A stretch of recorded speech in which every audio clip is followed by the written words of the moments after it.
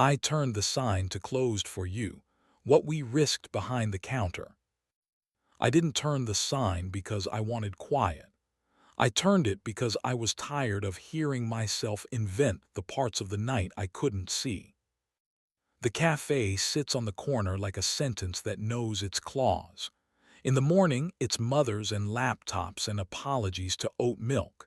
After dark, it's a vague rumor with good lighting. I run it because I was foolish enough to think I could build a room where people told the truth at a survivable volume. It worked for a while.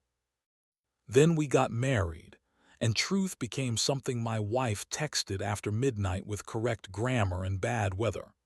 Teardown ran late, team debrief turned into drinks, might crash at the office. Don't wait up.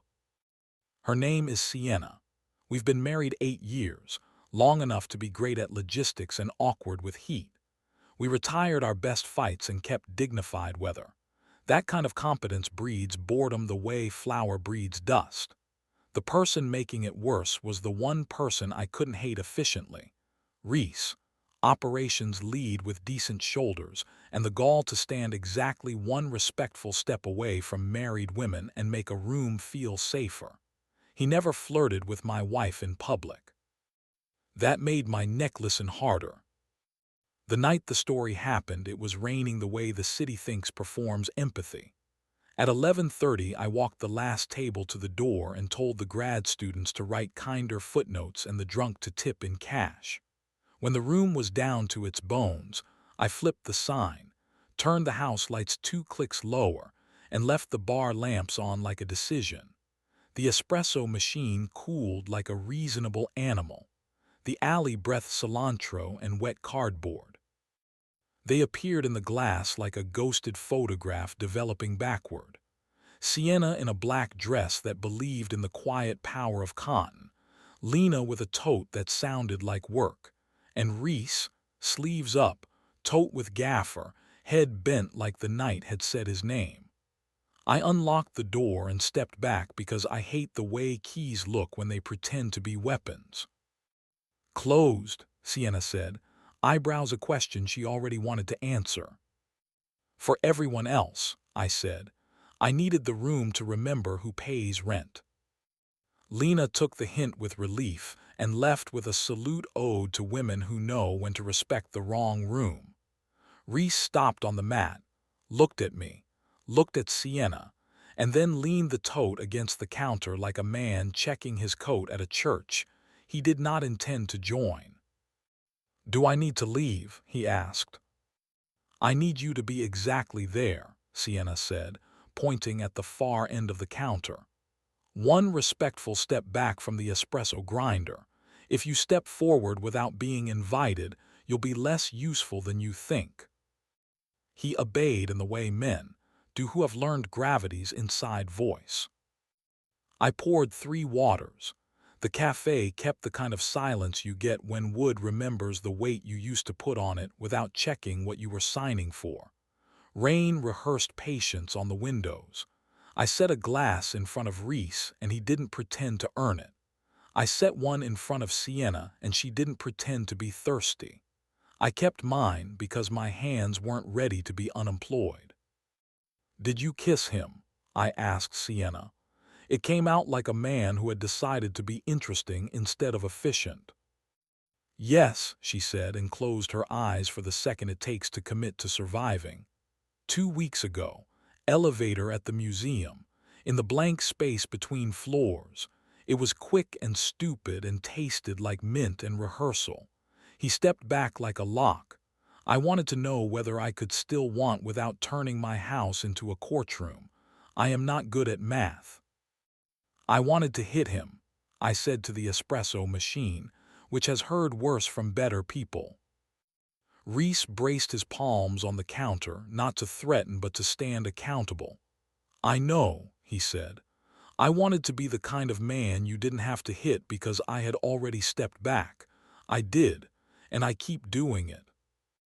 The grinder clicked once, sound of a metal intention changing its mind. Rain changed tempo, decided to be earnest. The cafe smelled like citrus and clean regret. I turned the sign because I'm tired of inventing the parts of the night that don't think I'll check, I said. I don't want a confession so much as an invitation. Come here, Sienna said. It wasn't a command. It was the announcement of a line worth believing in. She moved behind the counter and I stepped into the service space with her. It's narrow by design because good rooms force proximity to prove whether you deserve it. She leaned back on the fridge and I put my hands on the stainless steel to either side of her hips. The position confessed our marriage better than our vows did. I kissed her like the city would regret stopping me. She answered like she had hired heat to replace weather. Her fingers hooked my belt loops and then let go as if remembering the law. I put my mouth on the place below her ear where we keep the key. She let her head thud softly against the freezer because some rooms need a reminder that bodies are not fragile just because feelings are. Invite me when you're interesting, I said into her skin, not just when you're frightened of being caught.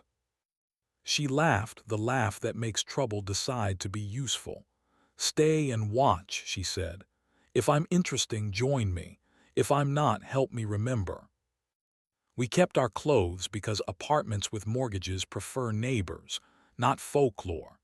We made heat that didn't require witnesses because the best rooms know what to keep to themselves. When we stepped apart, Sienna's mouth was the kind of red the city learns in August. Reese turned away like a man on a dock waiting for a boat he has no intention of boarding. Do you still want to hit him? Sienna asked. I want to thank him for stepping back, I said, and I want to owe him nothing else. That's a menu I can afford, she said. He picked up the tote, slung it with the ease of men allergic to theater, and said, I'll be at the warehouse at 9. I'll lift tables, not women. He paused at the door, the respectful distance turning into generosity for a second. You have a good room, he said. It was louder in the hallway than it needed to be. We were alone. I made us espressos because rituals earn their keep. We stood behind the counter hip to hip and drank like people who used to reheat noodles at midnight and believed this counted as romance. Sienna wiped a circle of condensation off the counter and looked at the spot like it meant something. It did. I didn't ask it to be profound. Do you know what the worst part is? She asked. It wasn't fireworks. It was competence. He was steady and my neck paid attention, and I thought that meant I could borrow desire like a cigarette I'd return before breakfast. We don't borrow desire, I said. We invest it or we light it on fire. Tonight I invested, she said, eyes not leaving mine. Dividends due upon closing. We closed. We didn't go home. We dragged the bar mat into the back and kissed near the crates of grenadine like saints with good lawyers. We slept for an hour in the booth by the window with our knees knocking, as if the world had shrunk to a scale we deserved. At 9, the warehouse was a hymn to competence. Racks, gaffer, tables, tape lines that meant stop pretending. Reese was there lifting weight like a man who knows how to move nouns. He saw me, nodded, and didn't audition for forgiveness. I nodded back because I wanted to mean it.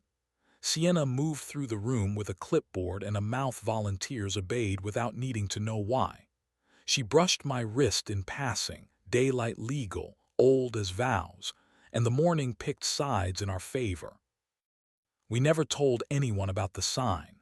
We didn't need to. We taped a Polaroid of the reversed letters to the side of our fridge under the magnet shaped like a boat we bought one summer we didn't ruin. When the house tries to audition for courtroom, we stand behind the counter and take our places. Her leaning on the fridge, me braced on steel, both of us choosing heat on purpose instead of waiting for weather to pretend it's an accident. We didn't stop admiring other people's competence. We did stop confusing it with permission. Heat is a temperature, not a vote. We eat before we try to win. We sleep when the clock loses its manners. We put our hands on each other in daylight as if the sun issues licenses. And when the city asks whether we have anything to add, we turn the sign to closed for everyone who isn't us, and we keep the room's promise at a volume the good wood can hold.